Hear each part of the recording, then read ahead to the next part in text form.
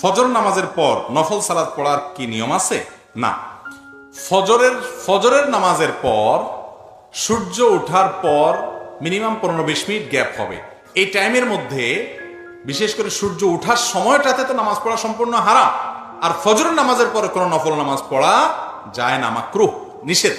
কারণ বিভিন্ন হাদিসে আসছে যে ফজরের পরে এবং আসরের পরে কোনো নামাজ নাই। তার মানে আসর থেকে মাগরিব এবং ফজর থেকে নিয়ে সূর্য ওঠা এই টাইমটাতে কোনো নফল নামাজ পড়া এটা উচিত না, নফল নামাজ পড়া যায় না। এই টাইমটাতে জিকির আজকার তাসবিহ তাহলিল করতে হয়, দোয়া দুরূদ করতে হয়, সকাল সন্ধ্যার দোয়াগুলো পড়বেন, অন্য আমল করবেন, নফল নামাজ পড়বেন না।